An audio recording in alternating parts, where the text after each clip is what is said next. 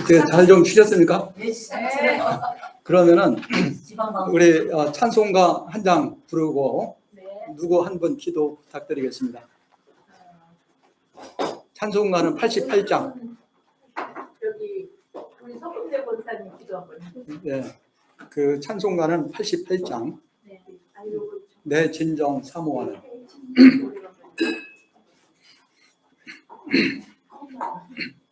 내 진정 사모하는 친구가 되신 구주 예수님은 아름다워라. 산 밑에 백합하여 빛나는 새벽 주님 영원할 길 아주 없도다. 내 맘이 아플 적에 그네로 되시며 나의 어릴 때 좋은 친구라. 주는 저 산 밑에 백합 빛나는 새벽 이 땅 위에 비길 것이 없도다. 내 맘의 모든 염려 이 세상 보라까 주님 항상 같이 하여 주시고 시험을 당할 때에 악마의 괴로를 적시 물리치사 나를 일으키네. 온 세상 날 버려도 주 예수 안 버려 끝까지 나를 돌아보시니. 주는 저 산 밑에 백합 빛나는 새벽별 이 땅 위에 비길 것이 없도다. 내 맘을 다하여서 주님을 따르며 길이 나를 사랑하리니. 물불이 두렵지 않고 장검이 가운데 주는 높은 산성 내 방패시라. 내 영혼 먹이시는 그네 누리고 나 친히 주를 뵙기 원하네. 주는 저 산 밑에 백합 빛나는 새벽별 이 땅 위에 비길 것이 없도다.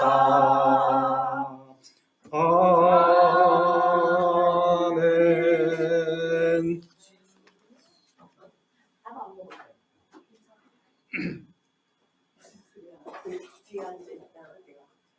사랑이 많으신 하나님 아버지 감사합니다.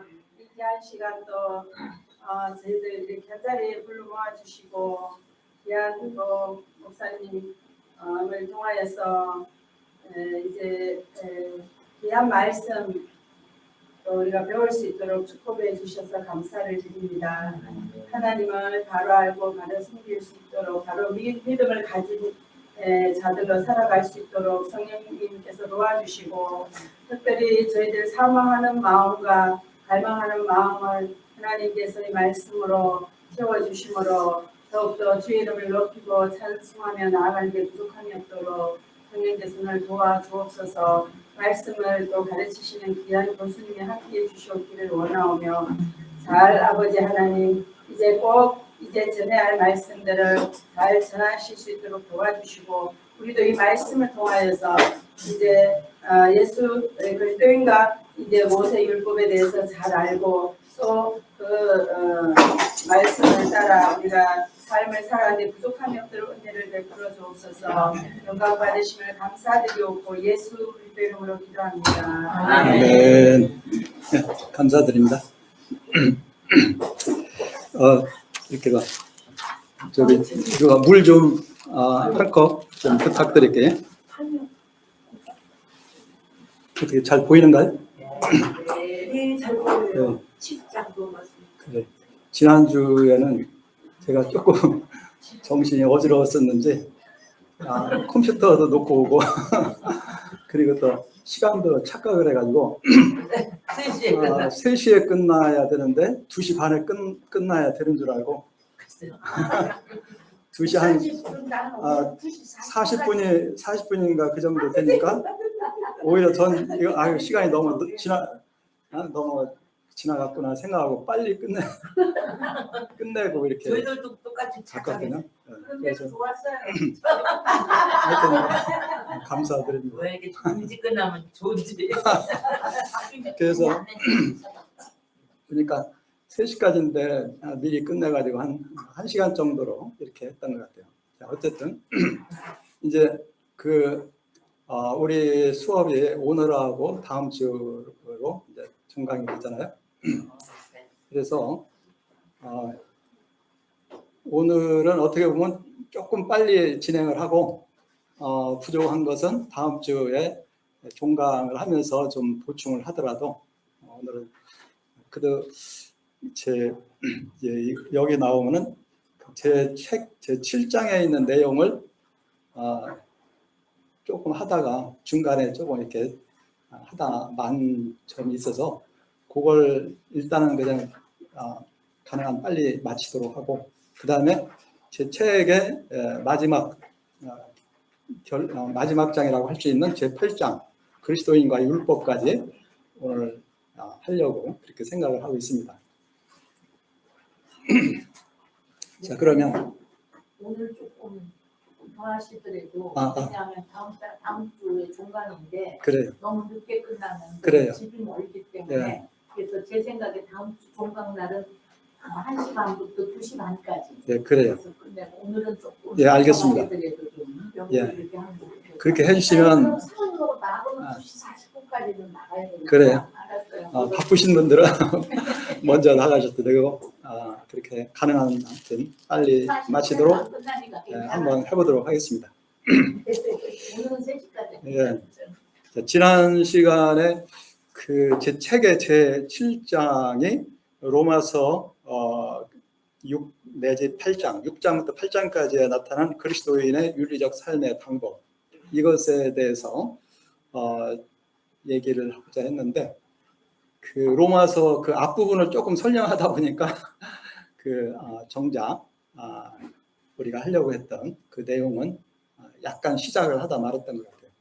그걸 조금 정리를 하고 그 다음에 제 8장 그리스도인과 율법에 대한 것까지 하도록 하겠습니다. 우선 이걸 제가 로마서 1장부터 5장까지의 주된 내용은 뭐라겠죠? 그리스도인이 어떻게 구원을 얻을 수 있는가 이것에 대한 것을 사도 바울이 잘 얘기를 하고 있습니다. 그래서 구원이란 무엇인가, 왜 필요한가, 그리고 어떻게 구원을 얻을 수 있는가, 그리고 그 구원을 받은 결과는 무엇인가 이것까지 얘기를 했어요. 그래서 로마서 5장에서는 그 구원의 결과, 구원받은 결과를 다른 말로 얘기하면 구원의 내용, 근데 그것을 시작, 진행, 완성 이렇게 크게 세 가지로 구분해서 생각해 볼 수 있다. 그것까지 얘기했습니다. 그래서 우리가 구원의 방법은 하나님께서 은혜로 구원의 그 길을 준비를 해 주셨습니다. 그 아들 예수님을 통해서 십자가에 죽으시고 부활하심으로 우리 인간의 죄 문제를 해결하시고 죄에 대한 값을 치르시고 우리가 죄 용서받고 구원을 얻을 수 있는 길을 준비를 하셨어요. 그런데 그렇다고 해서 그냥 모든 사람이 다 그냥 구원받는 게 아니고 오직 그 복음을 듣고 그 예수님에 대한 얘기를 듣고 그 예수님이 하나님의 아들 그리스도이신 것을 알고 믿을 때에 그 사람에게 구원이 주어진다. 이렇게 우리가 보았습니다. 그래서 근데 사실은 구원이라는 것은 죽음에서 생명으로 영생을 얻는 것. 이것이 구원이다. 그리고 구원은 예수를 믿는 그 순간부터 시작이 돼서 우리가 이 세상에 사는 동안 성화의 과정이라고 했죠. 그 과정을 거쳐서 나중에 부활에 이를 때에 완성이 된다. 예수님이 다시 오실 때에 이미 예수 믿다 먼저 죽은 사람들은 부활의 몸으로 다시 살아나고, 그때까지 살아있는 그리스도인들은 살아있는 그 상태에서 변화되어 예수님을 같이 함께 만나 영원한 하나님의 나라에 들어가게 된다. 그것이 구원의 완성이다. 이렇게 우리가 보았습니다. 그리고서 근데 이제 바울은 로마서 5장 12절 이하에서 아담과 그리스도를 비교한다고 그랬잖아요. 그죠? 아담과 그리스도를 비교했는데 그 이유는 예수님을 믿음으로 말미암아 믿는 자에게 주어지는 그 구원의 은혜가 얼마나 큰가 하는 것을 얘기하기 위해서였습니다. 그래서 아담은 오실자의 표상 또는 모형인데, 아담은 예수님의 모형이라 이렇게 얘기할 수도 있는 거라고 했죠. 그런데 아담은 하나님의 형상을 가졌지만은 하나님께 불순종하여 실패했습니다. 그래서 그의 모든 후손들에게 죽음을 가져왔어요. 거기에 대해서 예수님은 하나님의 아들이신데 하나님 아버지께 온전히 순종하심으로, 심지어 죽기까지 순종하심으로써 오히려 예수님을 믿고 따르는 모든 사람들에게 의로움과 영생을 주셨다. 그렇게 이제 얘기한 것을 보았습니다. 그래서 아담과 예수님, 어떤 사람은 아담을 둘째 아담 이렇게 얘기하게 돼요. 둘째 아담.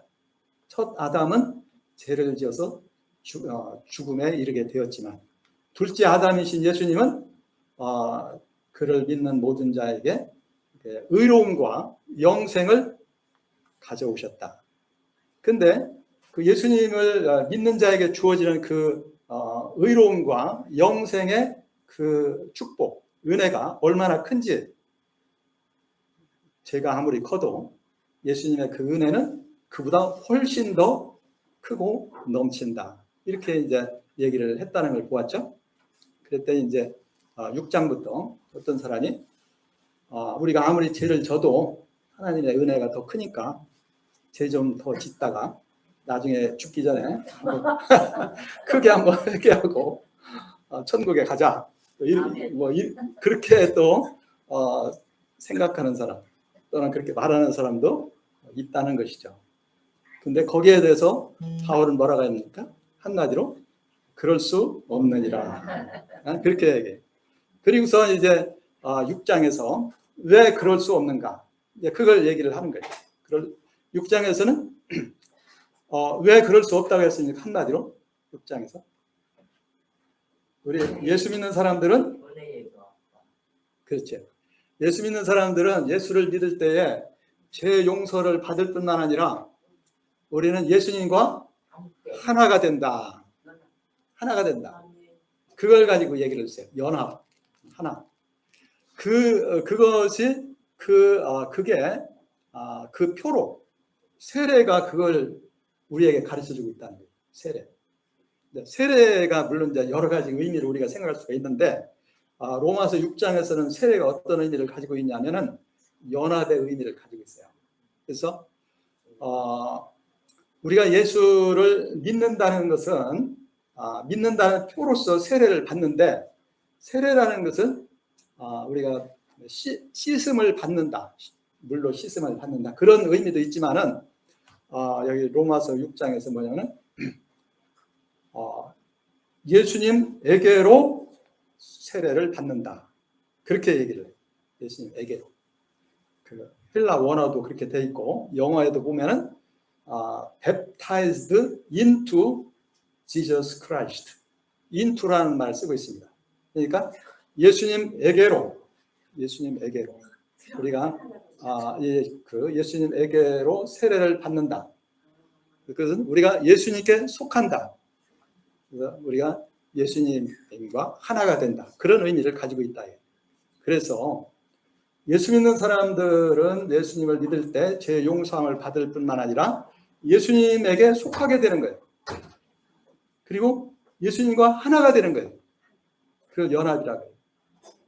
그래서 그것을 우리가 또 다른 말로 우리 그 바울의 서신에서 많이 나오는 말. 우리가 그리스도 안에 있게 된다. 그리스도 안에 있는다. 이게 굉장히 중요한 말이에요. 예수 믿는 사람들은 예수님 안에 있는 것이다.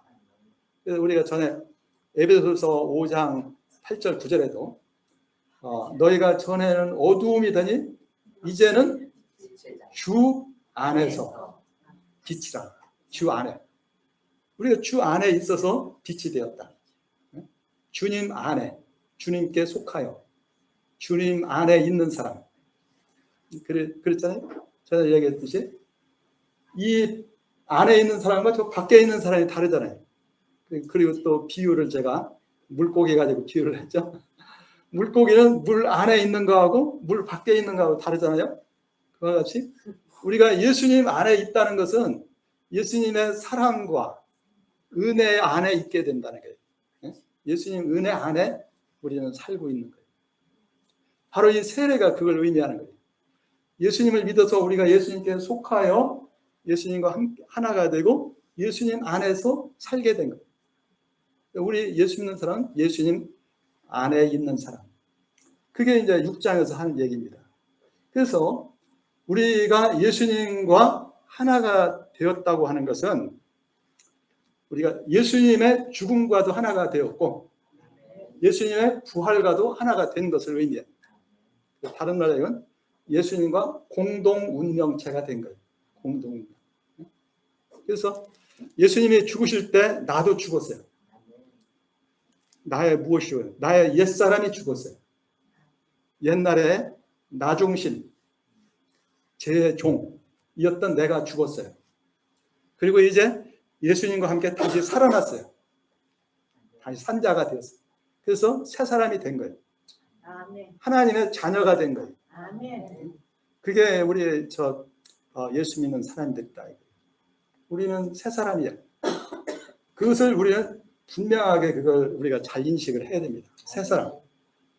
그래서 우리가 로마서 6장 11절에 그러므로 너희는 너희 자신을 죄에 대하여는 죽은 자요 하나님을 향하여는 산자라고 여겨라. 바울이 그래요. 그게 아닌 것을 그렇게 여기라. 그런 뜻이 아니고 그게 사실인데 그게 눈으로 안 보이잖아요. 눈으로 안 보이지만 그게 사실이니까 그런 줄 알으라. 그런 뜻이에요. 그러니까 우리가 예수님과 함께 죽었어요. 죄에 대해서 죽었다. 그것은 죄에서 해방됐다. 죄가 우리를 지배하지 못한다. 전에는 죄의 종이었는데 무슨 죄에서 해방된 거예요. 우리 더 이상 죄가 우리를 지배하지 못해요. 우리는 죄의 종이 아니라 하나님의 종, 의의 종이 되었다. 바울이 그렇게 얘기하는 거예요. 그게 새 사람이 된 거예요. 그래서 전에는 예수님을 알기 전에는 에베소 5장 8절에 너희가 전에 어두움이더니 죄의 종이었고 죽음의 종이었습니다. 죄를 이기지 못했어요. 그리고 악의 세력을 이기지 못했어요. 그 종이니까. 종이 주인을 이깁니까? 종이 주인을 이기려고 하다가는 큰일 나죠. 안 되잖아요. 네. 국물도 없죠. 그러니까 뭐 그렇게 할 수도 없어요. 힘이 약한 자는 어쩔 수 없어. 강한 자에게 굴복할 수밖에 없는 거예요. 근데 전에는 우리가 죄의 종이었습니다. 근데 이제 우리는 죄에 대하여 죽었다. 죄와의 관계가 끊어졌다. 죄가 더 이상 우리를 지배하지 못해. 넌 내 종이다. 이렇게 못한다.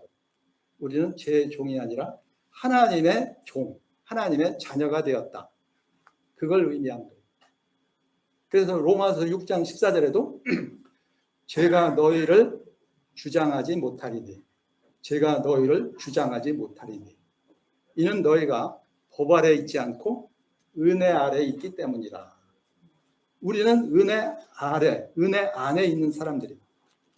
법 아래에 있다. 율법 아래에 있다는 것은 그것은 이제 바울은 그것을 육신 안에 또는 다른 말로 죄 안에, 죄 아래 있다는 거하고 거의 같은 뜻으로 사용하고 있어요. 그것은 이제 조금 있다 우리가 다시 볼 거고 그 7장에서 그걸 바울은 설명을 하거든요. 근데 일단은 6장에서는 죄와의 관계에서 우리 그리스도인은 죄에 대해서 어떠한 관계에 있는가? 상관없는 관계에 있다. 더 이상 죄의 종이 아닙니다. 원칙을 얘기하는 거예요. 원칙. 제가 왜 원칙이라고 하냐면 원칙적으로 죄의 종이 아닌데 죄의 종, 예수를 믿으면서도 죄의 종으로 사는 사람들이 있어. 그게 말하자면 고린도전서 3장 거기에 너희가 육신에 속한 자로다. 그리스도 안에서 어린아이. 하나님의 자녀인데 하나님의 뜻대로 안 살고 육신을 따라 산다. 인간적인 생각에 의해서 살아. 인간적인 생각. 하나님의 뜻을 따르지 않고 너희가 사람을 따라서 행한다. 그것이 바로 그렇게 살 때에 그것이 예수님을 믿으면서도 원칙적으로 우리는 죄에서 떠나 하나님의 자녀, 하나님의 종으로서 하나님의 자녀로서 빛으로 살아야 된다겠죠. 빛의 자녀들처럼 살아라. 거룩하고 의롭고 선하게 사는 것이 그게 당연한 거예요. 하나님의 자녀니까. 빛의 자녀이니까. 그게 이제 바울이 이제 우리에게 그리스도인들에게 하는 얘기입니다. 그게 원칙이에요. 일단 이제 원칙을 먼저 가지고 생각을 합니다.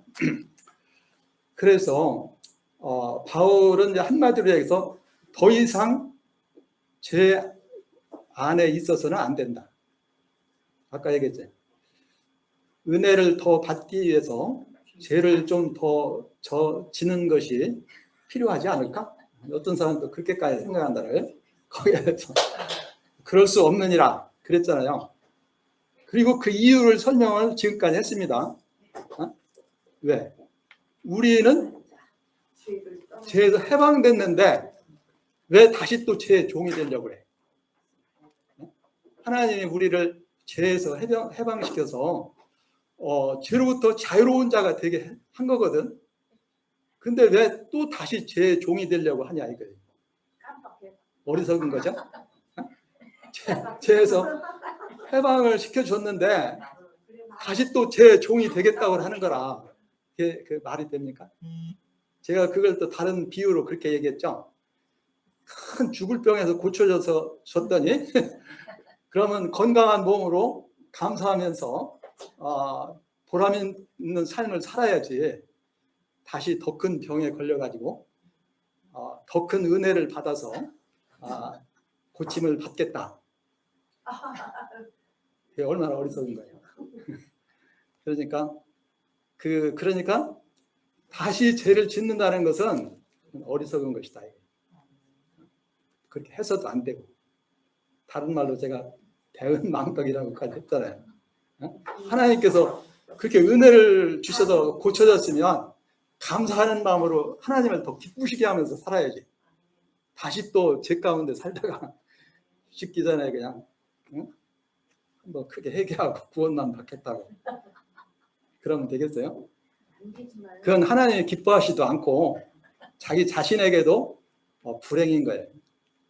제가 여러 번 얘기했습니다. 죄 가운데 사는 것은 그 자체가 불행입니다. 행복이 아니에요. 하나님께서 우리에게 계획하고 준비하신 그 복이, 생명이 얼마나 크고 귀한 건가를 모르니까 그렇게 하는 얘기예요. 그래서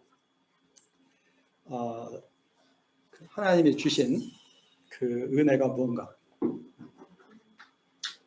자, 그러면은 왜 그리스도인이 더 이상 죄 가운데 살아서는 안 되는가, 그걸 얘기했습니다. 그 다음에 여기 죄 안에서 살지 않는다는 것은 다른 말로 얘기하면은 거룩하게 사는 것이고 의롭게 사는 것이고 또 선하게 사는 것입니다. 그래서 그리스도인들은 거룩하고 의롭고 선한 그런 삶을 살아야 된다. 이걸 우리에게 가르쳐주고 있습니다. 왜 거룩해요? 거룩은 하나님의 성품입니다. 우리 하나님의 자녀이니까 우리도 거룩하게 살아야 돼요. 거룩은 죄와 구별되는 거예요. 그리고 의롭다. 의롭다는 것은 하나님의 기준에 합당한 거예요. 하나님의 의의 기준에 합당하게 사는 거예요. 선한 삶. 선하다는 것은 이웃에게 선을 행하는 것. 다시 해서 유익하게 이웃을 사랑하는 것. 그것이 선한 삶입니다.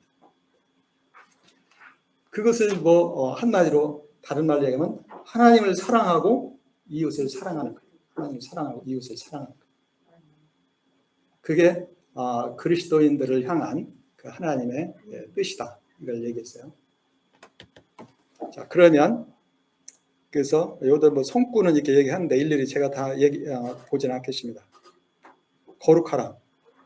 이제는 너희가 죄로부터 해방되고 하나님께 종이 되었다. 로마서 6. 그래서 거룩함에 이르는 열매를 맺으니 그 마지막은 영생이라. 의롭다. 너희 지체를 불의의 무기로 죄에게 주지 말고 오직 너희 자신을 죽은 자 가운데서 다시 살아난 자 같이 하나님께 드리며 너희 지체를 의의 무기로 하나님께 드리라. 선한 삶.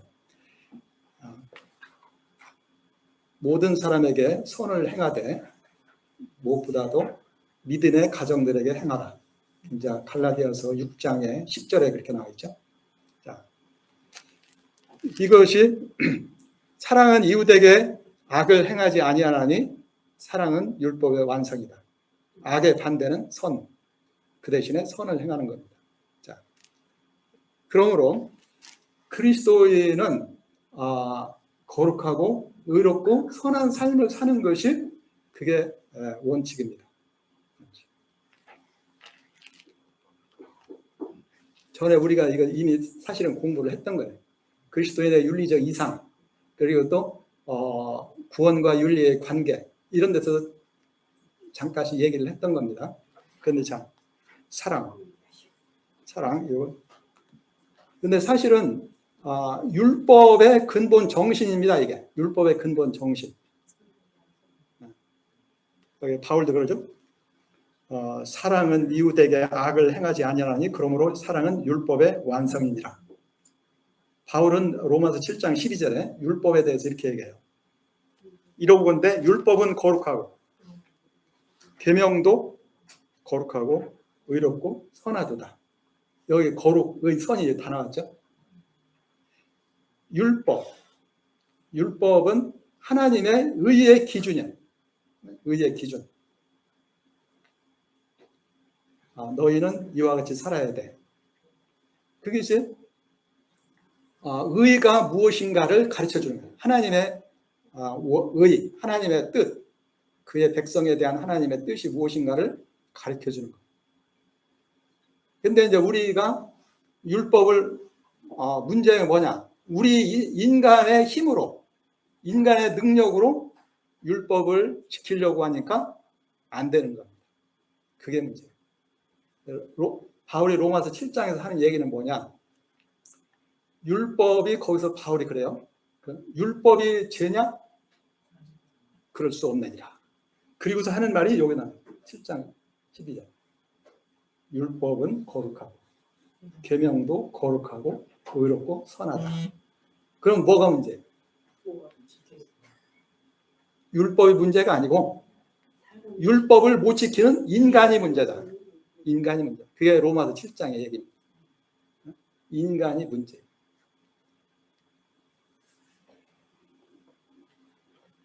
율법. 그래서 율법과 계명. 계명이라는 것은 다른 말로 얘기하면 명령이에요. 명령. 살인하지 말라, 간음하지 말라, 도적질하지 말라, 이렇게 말라. 또 어떤 것도 하라 이렇게 나오잖아요. 그 명령에 율법이 계명으로 표현이 되는 거예요. 표현이 된 거예요. 법이 하나님의 의의 법이 계명으로 이렇게 표현이 되는 거죠. 근데 이것이 하나님께서 나온 거예요. 하나님이 의의 이게 계시요, 계시. 근데 우리 인간이 이걸 이제 지키려고 하니까 안 되는 거죠. 그 다음에 그런데 지금 바울이 로마서 6장에서 얘기하는 것은 우리 이 율법의 기준으로 보니까 우리가 다 죄인이었잖아요. 율법을 자기 힘으로 지켜서 하나님 앞에 너 의인이냐, 합격, 이렇게 합격 증서를 받을 사람이 아무도 없어요. 근데 자, 그래서 우리가 예수님의 십자가의 죽으심으로 우리가 과거의 모든 죄는 다 용서받는 거예요. 십자가의 피로 값을 치렀잖아요. 그리고 그 대신에 예수님이 우리가 연합해서 하나가 됨으로써 옛사람은 죽고 새 사람이 되었어요. 하나님의 성품, 형상을 가진 새 사람이 되었어요. 자, 이유는 여기 아까 지금까지 얘기한 겁니다. 그리스도인이 이와 같이 살아야 되는 이유는 그가 예수 그리스도를 믿음으로 그리스도와 연합되어 죄에 대하여 죽고 의에 대하여 산 자가 되었기 때문이다. 그는 죄에서 해방되어 의의 종이 되었고 타락한 본성이 육신에서 벗어나 성령 안에 있게 되었다. 이건 조금 어려운 말인데 곧 얘기를 하겠습니다. 아까 얘기했죠? 이와 같이 너희도 너희 자신을 죄에 대하여는 죽은 자요 그리스도 예수 안에서 하나님께 대하여는 살아있는 자로 여기라. 그렇지 않은 것을 그런 것처럼 여기라는 것이 아니고 그게 사실이니까 그걸 그런 줄 알고 믿으라는 여기라는 거.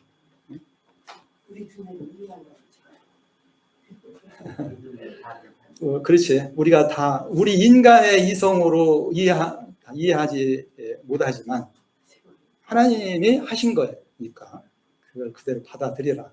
그런 얘기가 되겠죠. 로마서 6장 17, 18에도 하나님께 감사하리로다 너희가 본래 죄의 종이더니 너희에게 전하여 준 바 교훈의 본 복음을 마음으로 순종하여 죄로부터 해방되어 의에게 종이 되었다. 죄에서 해방되어 의에게 종이 되었다. 그 다음에 로마서 8장 9절에는 우리가 육신에서 해방되었다. 그렇다고 해서 우리가 육체를 떠났다는 얘기가 아닙니다. 육체의 지배에서 벗어났다는 얘기예요. 결론을 얘기한다면 로마서 7장 7장과 8장에서 문제는 바울은 왜 인간이 율법을 못 지키느냐? 우리가 육신이기 때문에 그렇다. 육체를 가진 인간. 근데 이 육체가 거기다 더군다나 죄의 지배 아래 있다. 예수 믿기 전에는 우리가 죄의 지배 아래 있잖아요. 그러니까 우리 마음, 이성으로는 우리가 어떻게 해야지? 부모를 공경하고 이웃을 사랑하고 특히 이제 율법을 통해서 유대인들의 율법을 공부하니까 율법을 통해서 그 십계명을 알거든. 살인하지 말라, 도둑질하지 말라, 간음하지 말라, 거짓 증거하지 말라. 알으니까 이렇게 하면 안 되지. 근데 그게 안 되는 거라. 근데 물론 그게 실제적으로 도둑질 하거나 그러지 않을지 몰라도 마음에 특히 그 십계명 마지막 10번째 탐내지 말라. 그건 이제 마음에서 일어나는 건데 그게 안 되거든요. 탐내지 말라. 그런데 그게 왜냐? 우리 인간이 죄의 종이기 때문에 그렇다. 한마디로 바울이 그렇게 얘기합니다. 그래서 우리 인간이 죄의 지배 아래에 있다. 그걸 다른 말로 바울은 우리가 육신 안에 있다 이렇게 얘기해요. 육신 안에. 여기서도 그 안에 있다는 것이 중요해요. 육신 안에. 바울이 이게 굉장히 어려운 그 혼동을 일으키는 그러한 문제 중에 하나입니다. 바울의 그 신학 중에서. 그러니까 어떤 때는 갈라디아서 2장 20절에 육신이라는 것이 그냥 그 평범한 그런 뜻으로 사용돼요. 내가 그리스도와 함께 십자가에 못 박혔나니 그러니 이제는 내가 산 것이 아니요 오직 내 안에 그리스도께서 사신 것이라. 이제 내가 육체 안에 사는 것은 그게 육신하고 육체하고 헬라 원어는 같은 말인데 우리말 번역에 어디서는 육신, 어디서는 육체 이렇게 번역을 했어요. 이제 내가 육체 안에 사는 것은 나를 사랑하사 나를 위하여 자기 자신을 버리신 하나님의 아들을 믿는 믿음 안에서 사는 것이다. 그러잖아요. 거기서 육신 안에서 산다. 그리스도인 바울이 육체 안에서 살고 있다. 그것은 우리의 실제 이 육체를 가리키는 거예요. 그런데 로마서 7장 여기 8장에서는 육신이라는 말이 좀 안 좋은 뜻으로 써요. 우리가 육신 안에 있다 하는 것은 육신의 지배 아래에 있다 그런 뜻이에요. 육신의 지배 아래. 그러니까 한마디로 얘기해서 우리 그리스도인도 육체 안에서 살고 있어요. 육체를 벗어나면 어떻게 되는 거예요? 하늘나라로 가야죠. 이 세상에서는 우리도 다 육체 안에서 살고 있는 거예요. 바울이 갈라디아서 2장 20절에 그랬잖아요. 이제 내가 육체 안에 사는 것은. 그런데 문제는 육체 안에서 사는 것은 다 육체 안에 사는데 육체의 지배 아래 있으면 안 돼. 육체가 우리의 주인이 되면 안 돼. 그게 핵심입니다. 육신의 지배 아래, 육신 안에. 그래서 바울이 어떤 때는 그냥 보통 일반적인 뜻으로 육체, 몸 안에 산다 이런 얘기도 하지만은 그리스도인도 어떤 때는 이게 성령 안에 사는 거하고 반대되는 개념으로 육체 안에 산다. 그렇게 얘기를 할 수가 있어요. 그런 때는 육체의 지배 아래 있다. 그런 뜻이에요. 그걸 다른 말로 바울은 뭐라고 얘기하냐면 육신을 따라 산다. 육신을 따라 사는 것은 육신의 종으로 사는 거예요. 그러니까 우리 사람은 육체는 원래 우리 영혼의 도구여야 돼. 도구. 근데 도구가 주인 역할을 하는 거야. 도구가 주인이 되고 영혼이 그 종이 됐어.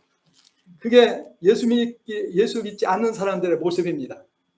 육체가 주인이 돼가지고 육체의 종로로 다니면서 사는 거예요. 근데 예수 믿는 사람들은 원칙적으로 육체의 종이 아니라 육체를 도구로 사용하는 사람들이에요. 그렇게 하게 만들었어요. 하나님께서. 죄에서 해방시켰잖아요. 하나님께서 우리를 죄에서 해방시킨 것은 첫째는 우리의 영혼을 해방시킨 거예요. 그리고 또 우리 육체도 같이 해방시켰어요. 그래서 우리 그리스도인의 몸은 더 이상 죄의 종이 아니야. 죄의 도구가 아니야. 그래서 바울의 로마서 6장 12절에 너희 지체를 죄의 도구로 죄에게 주지 말고 의의 도구로 하나님께 드려라. 그게 의롭게 사는 방법이에요. 방법. 그래서 육시 또 하나님께서 뭐라고 해야 되나? 고린도전서 3장 6장 19절 20절에 말해요. 너의 몸은 너희가 하나님께로부터 받은 바 성령의 뭡니까? 전인 것을 알지 못하느냐? 너희는 너희의 것이 아니라 하나님의 그 예수님의 피값을 주고 산 것이니 그러므로 너희 몸으로 하나님께 영광을 돌려라. 우리 몸은 거룩한 성전, 하나님의 성령이 계시는 성전이에요. 그리고 로마서 12장 1절 2절 그러므로 내가 하나님의 모든 자비하심으로 너희를 권하노니 너희는 너희 몸을 하나님 앞에 거룩한 산 제사로 제물로 드려라. 거룩한 산 제물로 우리 몸을 드려라. 그게 너희의 영적 예배니라. 그렇죠? 그래서 우리 그리스도인의 몸은 거룩한 성전이에요. 예수님이 십자가의 피로 우리를 죄와 죽음에서 해방시켰어요. 성전이 되었어요. 의의 도구야. 우리의 몸이. 그러므로 너희 몸으로 하나님께 영광을 돌려라. 의의 도구로 우리의 몸을 의의 도구로 하나님께 드려라. 그렇게 얘기하잖아요. 로마서 12장에서는 하나님 앞에 너희 몸을 하나님 기뻐하시는 거룩한 산 제물로 드려라. 그렇게 얘기하잖아요. 그러니까 우리 예수님의 십자가의 피로 우리를 용서해 주셨을 뿐만 아니라 씻어 주셨어. 그리고 우리의 몸까지 새롭게 해서 우리를 하나님의 거룩한 의의 도구가 되게 하신 겁니다. 그런데 그 몸을 우리가 날마다 살아갈 때 그 새로워진 몸을 우리는 하나님께 드려야 돼. 날마다. 근데 그 몸을 다시 죄에게 드리면 죄의 종이 된다는 거야. 그래서 죄의 그 결과는 죽음이다. 로마서 6장 16절. 그러나 우리 자신을 의의 도구로서 하나님께 계속 드리면 그 거룩함의 열매를 맺고 그 마지막은 영생이다. 이게 로마서 6장의 얘기입니다. 그러니까 하나님께서 우리를 죄와 죽음에서 건져서 해방시켜서 거룩하고 의롭고 선한 하나님의 그 자녀가 되게 했어요. 우리의 영혼과 육체까지. 그래서 우리는 그 새로워진 우리 자신을 날마다 하나님께 드리면서 살아야 되는 거야. 그게 거룩하고 의롭고 선하게 사는 방법입니다. 근데 여기서 한 가지 우리가 기억해야 될 게 있어요. 우리가 예수님을 믿음으로 우리의 영혼뿐만 아니라 육체도 새로워졌지만 육체를 어떤 때는 몸과 거의 비슷한 말로 사용하고 있어요. 어떤 때는 이걸 좀 구별을 하기도 하지만 육체를 바울은 육신을 여러 가지 뜻으로 사용하는데